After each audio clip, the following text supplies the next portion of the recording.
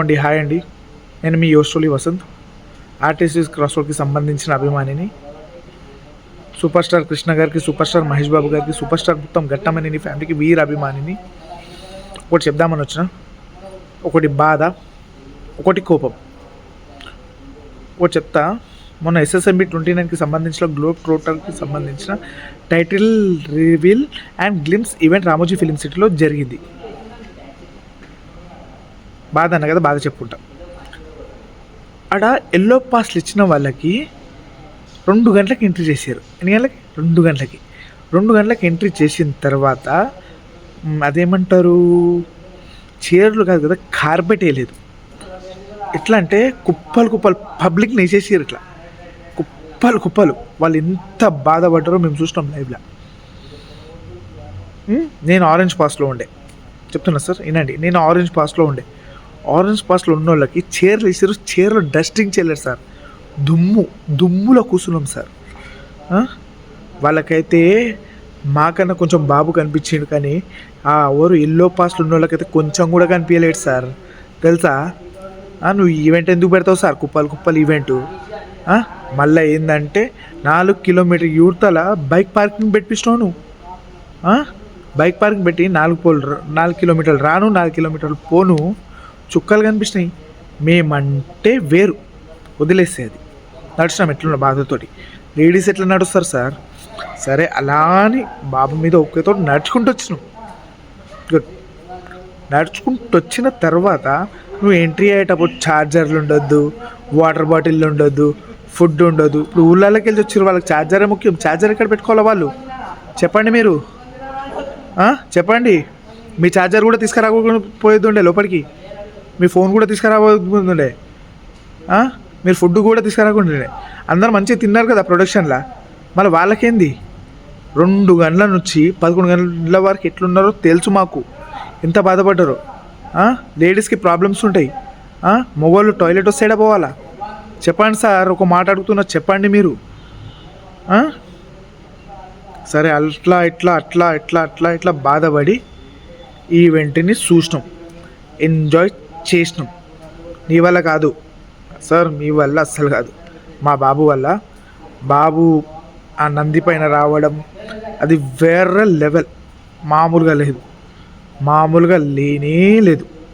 వేరే level. Glimpse అయితే వేరే లెవెల్ ఇష్టం, ఒప్పుకుంటా. తోపు నువ్వు సినిమాలలో తోపు, బట్ నీ సినిమా రిపీట్ చూడలేము, అది గుర్తుపెట్టుకో. వేరే లెవెల్ ఇచ్చినావు. తర్వాత ఇప్పుడు పాయింట్, నాకు అభిమానం కంటే ధర్మం ముఖ్యం. నేను ఒక హిందువుని.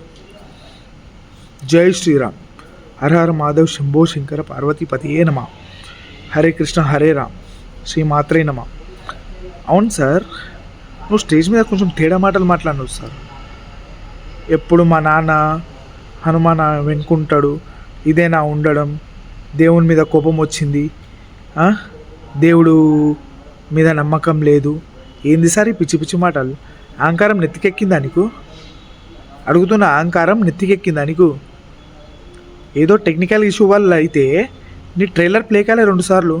నువ్వు చెప్పాలా, అభిమానులు నడిస్తే కొట్టి చంపుతారు, అర్థమైందా? అభిమానులని ఆ బ్యారిగేట్లు ఇచ్చినావు కాబట్టి ఏం చేయలేడు. అసలు ఏమనుకుంటారు సార్? టెక్నికల్ ఇష్యూ వల్ల అయింది. ఒకటి అడుగుతా, అదే ఈవెంట్ హైలైట్ అయ్యింటే దేవుడికి క్రెడిట్ ఇచ్చుతున్నాను. నువ్వు నాస్తికునేమో సార్, నాస్తికుని తీరే ఉండు. నీదేదో తప్పు జరగగానే దేవుని మీద లేదు. డ్రోన్లు వచ్చినాయి అంటున్నావు, ఏడికెళ్ళి వచ్చినాయి డ్రోన్లు? రామోజీ ఫిలిం సిటీకి ఏం రాదు లోపలికి పర్మిషన్ లేకుండా. డ్రోన్ వచ్చింది, లీక్ చేస్తుంది అంటున్నావు. ఇట్స్ రాంగ్, మేము అస్సలు నమ్మం. నీ షూటింగ్కి ఎవ్వరిని రానివ్వు. డ్రోన్ ఎట్లా వచ్చింది నువ్వు చేసే గ్రౌండ్లకి?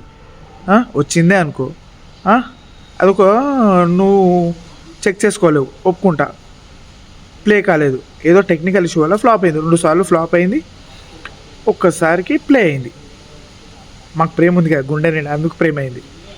ఒక చెప్పాలా, ఎప్పుడే కానీ దేవుళ్ళని తేడాగా మాట్లాడకు సార్, మళ్ళీసారి అస్సలు బాగోదు, అర్థమవుతుందా? ఇంకోటి ఒకటి చెప్పేది ఏంటంటే సార్, మీకున్న బ్యాడ్ హ్యాబిట్ ఏంటి తెలుసా? ఫ్యాన్స్ని హీరోకి దూరం పెడతారు. It's not correct. Fans care చేయకపోతే ఏ డైరెక్టర్ బాగుపడాడు. ఫ్యాన్స్ కేర్ చేయని హీరోలే షెడ్కి వెళ్ళిపోయి ఉన్నారు. ఫ్యాన్స్ కేర్ చేయని డైరెక్టర్లు కూడా షెడ్కి వెళ్ళిపోతారు. నువ్వు తీస్తే తిప్పి కొడితే ఇంకా మా అంటే ఒక 10 సినిమాలు తీస్తావేమో సార్. 50 ఏండ్లు ఉన్నావు, ఒక్క సినిమా 5 ఏండ్లు తీస్తావు, ఇంకో 5 సినిమాలు తీస్తావేమో. 5 సినిమాలు తీసేవారికన్నా పేరు పెట్టుకో, అర్థమవుతుందా? పేరు పెట్టుకో. ఒక్కటి చెప్తే ఇంకో సార్, మళ్ళీసారి దేవుణ్ణి నమ్మకం లేదు అని చెప్పి అనకండి, అర్థమవుతుందా? గుర్తుపెట్టుకో, ఇది రాజమౌళి సార్ గుర్తుపెట్టుకో. ఇంకోటి ఫైనల్ చెప్తా, కంచంలా ఎన్ని 10 రకాల కూరలు పెట్టి కూడా అన్నం లేకుంటే వేస్ట్. అలాగే మేము కూడా, నువ్వు ఎంత లైటింగ్ వేసినా, ఎన్ని క్రాకర్స్ కాల్చినా, ఎంత పెద్ద ఈవెంట్ చేసినా, ఎంత పెద్ద ఎల్ఈడి స్క్రీన్ పెట్టినా, ఎంత పెద్ద సెలబ్రిటీలను పిలిచినా, ఒక అభిమాని అంటూ లేకపోతే అది వేస్ట్ సార్.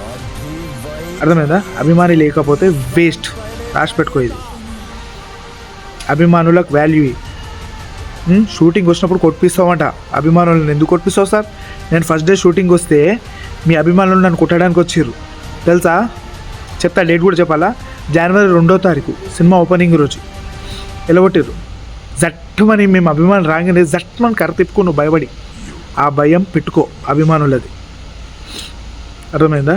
ఇంకోటి last and final sir, please request, మేము యూనివర్సల్గా ఫ్యాన్స్, అర్థమైందా? తెలంగాణ బిడ్డలం.